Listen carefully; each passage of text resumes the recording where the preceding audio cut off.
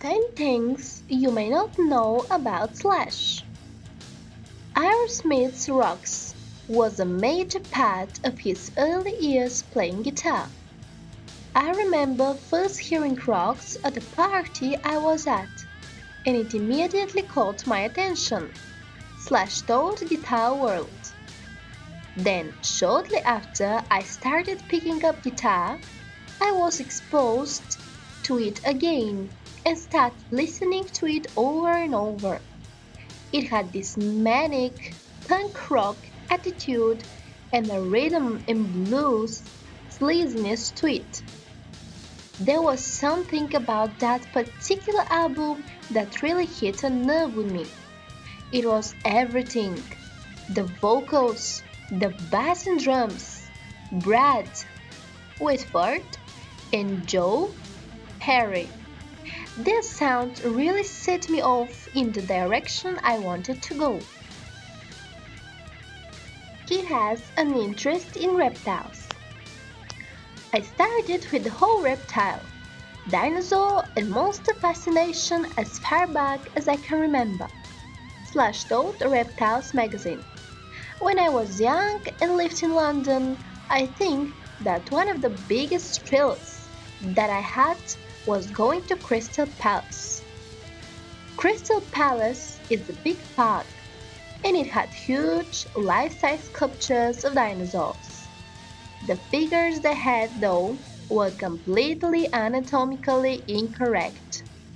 I kept going there and looking at the sculptures and was very much into that. He produces horror films on the side. Everything about doing this is exciting to me. A lot because I've had a passion for movies, and especially horror movies, for as long as I can remember, he told Rolling Stones.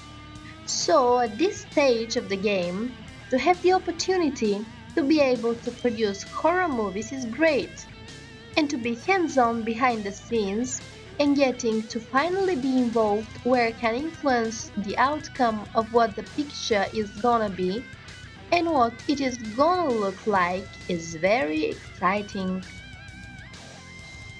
He has a deep appreciation for vinyl. Being a musician, it is important to me how a record sounds, how it is packaged, how you can make it more personable. Slash told Bundle Media. I grew up in the age of vinyl, which is a huge contrast to what it feels like to purchase an album now and what that felt like as a fan, from sonic quality to artwork. Now the packaging is gone and people are recording from their laptops and their phones. It's drastically changed and become much more convenient and immediate, but it has become faceless at the same time. I'm excited to see how this changes in the future. Favors individual expression over technique in guitar playing.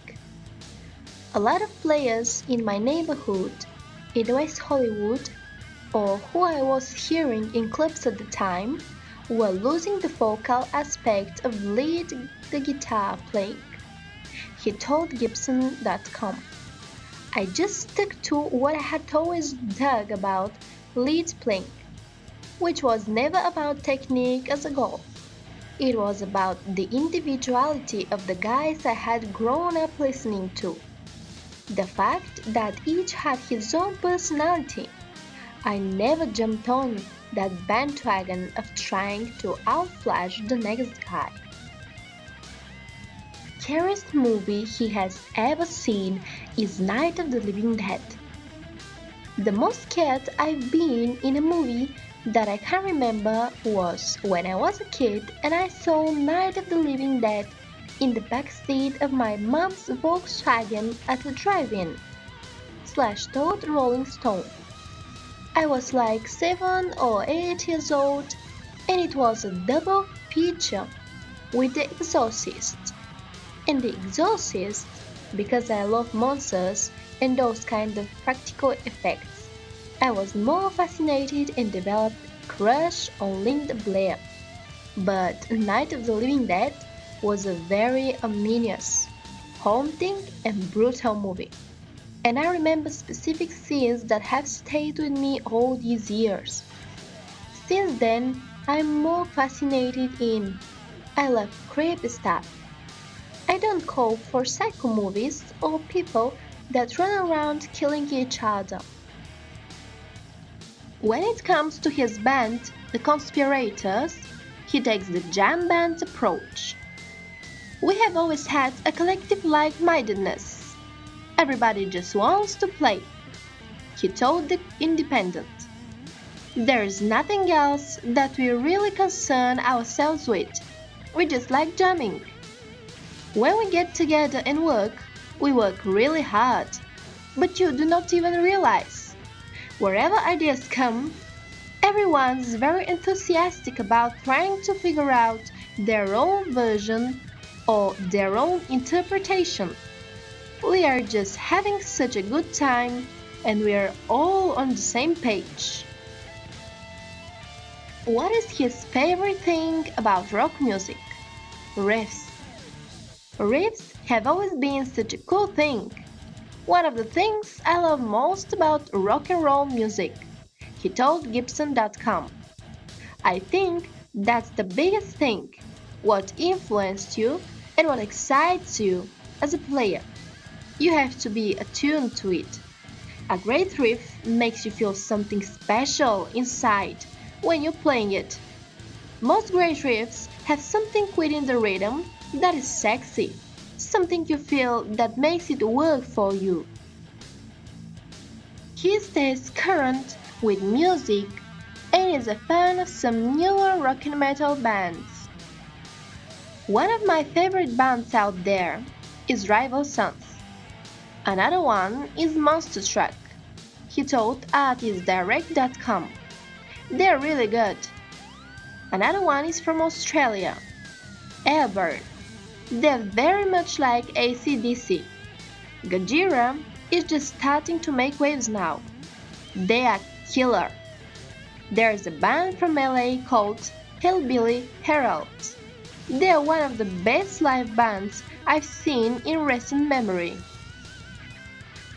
He is a huge metalhead.